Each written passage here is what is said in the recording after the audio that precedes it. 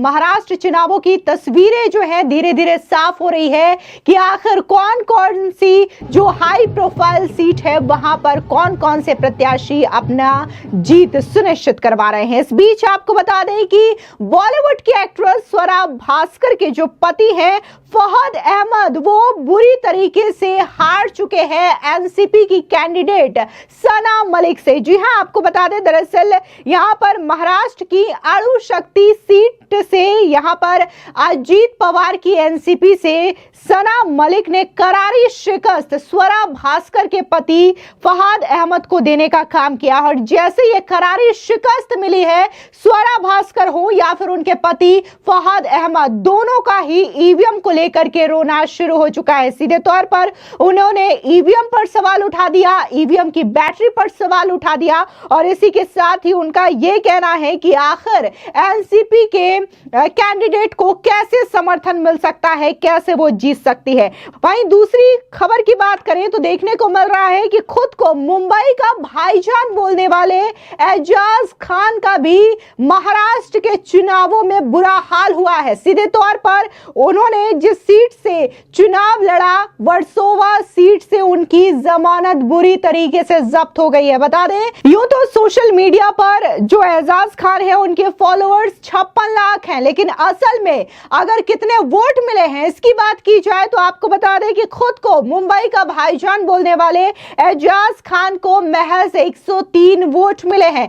कहां 56 lakh followers Instagram पर और कहां मात्र 103 वोट, यानी कि पूरी तरीके से जमानत जब्त हो चुकी है। अब जिस तरीके से एजाज खान का यह हाल हुआ वर्सोवा सीट पर और जिस तरीके से अणु शक्तिनगर सीट पर जो हाल फहद अहमद का हुआ है, इन दोनों को लेकर के यूट्यूबर एल्विश यादव ने जमकर हमला बोला है और उन्होंने हमला बोलते हुए एजाज खान पर कमेंट किया ओछी भाई। तो वहीं दूसरी ओर आपको बता दें कि फवाद खान के वीडियो जिसमें वो ईवीएम पर दोष मढ़ रहे हैं उस वीडियो को शेयर करते हुए एल्विश यादव ये कहते हैं कि फवाद अहमद को इस बात की सजा मिली कि वो स्वरा भास्कर को बुरके के अंदर नहीं रख पाए, हिजाब नहीं पहना पाए। आपको बता दें कि फहद अहमद जो है वो शरद पवार के गुट से चुनावी मैदान में उतरे थे और बाकायदा उनकी ओर से उन्हें टिकट दिया गया था। जम करके प्रचार प्रसार पति पत्नी की ओर से किया जा रहा था। बाकायदा स्वरा भास्कर तो कई जगहों पे डांस करती हुई नजर आ रही थी, उनके वीडियो सोशल मीडिया पर काफी ज्यादा वायरल हो रहे थे। कई जगहों पर ऐसे ऐसे बयान दे रही थी जिसको लेकर के लोग चर्चा भी कर रहे थे, लेकिन इतना सब कुछ करने के बावजूद किस तरीके से बुरी शिकस्त झेलनी पड़ी है यह नतीजा सभी के सामने है। अब स्वरा भास्कर हो या फिर उनके पति फहद अहमद, दोनों ही यहां पर रोते बिलखते हुए दिखाई दे रहे हैं और ईवीएम को लेकर के जैसा कि हर बार विपक्ष का हाल होता है कि ईवीएम पर दोष मढ़ते हुए नजर आते हैं और ईवीएम को लेकर के एक बार फिर से स्वरा भास्कर हो या फिर उनके पति, उनका रोना यहां पर शुरू हो चुका है। तो वहीं दूसरी ओर अगर बात करें तो यहां पर मनोज जरांगे जो कि मराठा आंदोलन के प्रमुख चेहरे थे उनका भी जिक्र हो रहा है, क्योंकि कहीं ना कहीं उन्होंने पहले तो 36 सीटों पर अपने कैंडिडेट उतारे कि वो चुनाव लड़ेंगे, लेकिन एन मोमेंट पर यानी कि जब नामांकन की आखिरी तारीख थी उस दिन उन्होंने अपने 36 के 36 कैंडिडेट वापस ले लिए और ये कहते हैं कि वो चुनाव नहीं लड़ेंगे। तो इनका जो निर्णय रहा वो भी कहना गलत नहीं होगा कि बीजेपी के फेवर में गया और इसकी वजह से आज बीजेपी की सीटें इतनी ज्यादा तादाद में आगे बढ़ रही हैं। इसके अलावा आपको बता दें कि जिस तरीके से महायुति और बीजेपी का प्रदर्शन देखने को मिल रहा है उसके बाद से कार्यकर्ताओं में जबरदस्त उत्साह दिखाई दे रहा है। बता दें कि तमाम कैंप, फिर चाहे वो एनसीपी अजीत पवार का कैंप हो, शिंदे कैंप हो या फिर बीजेपी कैंप हो, उत्साह देखने को मिल रहा है। कार्यकर्ता यहाँ पर ढोल नगाड़ों की थाप में नाच रहे हैं, रंग गुलाल उड़ा रहे हैं और एक दूसरे को मिठाइयां खिलाते हुए भी दिखाई दे रहे हैं। आप तस्वीरें देख सकते हैं कि आखिर महाराष्ट्र में जीत को लेकर के किस तरीके से महायुति पूरी तरीके से आश्वस्त नजर आ रही है और अब जो धीरे धीरे नतीजे हैं वो सामने आ रहे हैं। इसके अलावा जिस तरीके से फवाद अहमद की बात करें तो वो तो बाकायदा वोटिंग से चंद घंटे पहले नोमानी से मिले थे। ये वही नोमानी थे जो कि बाकायदा भड़काऊ बयानबाजी कर रहे थे, वोट जिहाद की बात कर रहे थे और ये तक कह रहे थे कि जो लोग बीजेपी को वोट दे उनका हुक्का पानी बंद कर दो। तो ऐसे शख्स नोमानी से मिलने वाले फहद अहमद को बुरी तरीके से से शिकस्त का सामना करना पड़ा। अब जिस तरीके से बीजेपी की जीत धीरे धीरे सुनिश्चित हो रही है, महायुति की सरकार बनती हुई दिखाई दे रही है, इसको लेकर के बीजेपी के प्रवक्ता शहजाद पूनावाला का बयान सामने आया है और उन्होंने क्या कुछ कहा, सुनिए। आज महाराष्ट्र की जनता ने एक बार फिर से एक भारी बहुमत की सरकार, महायुति की सरकार बनाते हुए नरेंद्र मोदी जी के नेतृत्व में, और जो नरेंद्र मोदी जी के द्वारा दिया गया नारा है, एक है तो सेफ है, इस नारे पर अपना विश्वास जताने का काम किया है। जो 2.5 वर्ष में हमारी सरकार ने देवेंद्र फडणवीस जी, एकनाथ शिंदे जी और अजीत पवार जी के नेतृत्व में कार्य किया है, उसको एक प्रकार से फल स्वरूप उसको स्वीकारा है। और जिस प्रकार से भारतीय जनता पार्टी की प्रचंड बहुमत से जीत हुई है, ये एक बार फिर से दिखाता है कि नरेंद्र मोदी जी है तो मुमकिन है।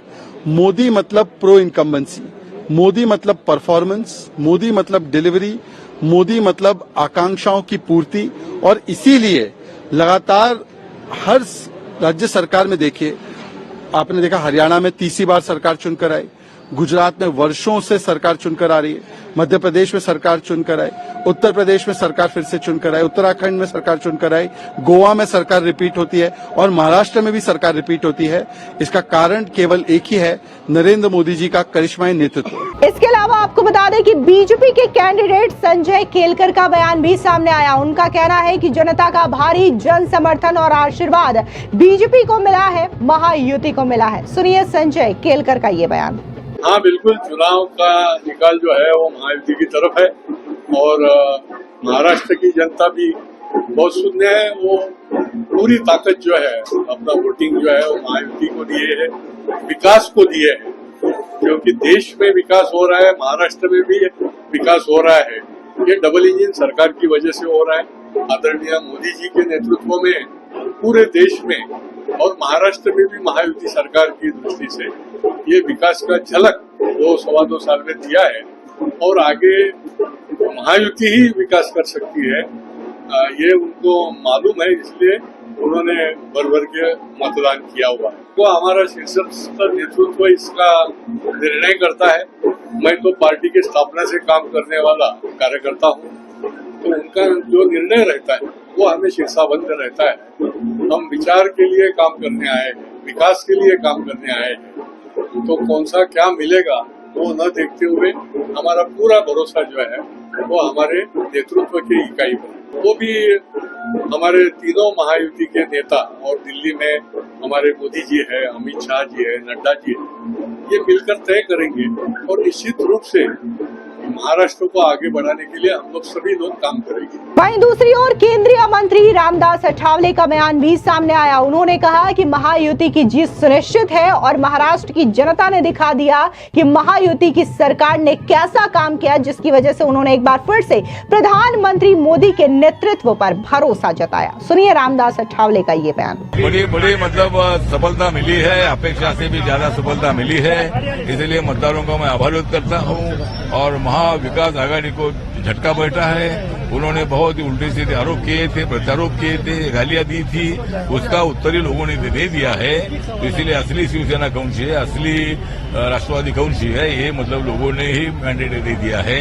तो ये विजय हमारा बहुत बड़ा विजय है और महाराष्ट्र की जनता का मैं आभार व्यक्त करता हूँ। देवेंद्र फडणवीस से आपकी मीटिंग हुई है, तो आरपीआई के लिए क्या मिला है उसमें? आरपीआई को एक मंत्री पद मिलेगा, रिपब्लिकन पार्टी को एक मंत्री पद देने का वादा किया था और उसको निभाया जाएगा, ऐसा अभी नरेंद्र जी ने बताया है। अभी मैं उनको मिलकर आया हूँ, अभी सीएम को मिलने के लिए जा रहा हूँ, अजीत दादा को मिलूंगा और हम लोग मतलब ये विजय मनाएगी। फिलहाल इस पूरे खबर पर आपकी क्या प्रतिक्रिया है, कमेंट सेक्शन में जरूर बताएं। धन्यवाद।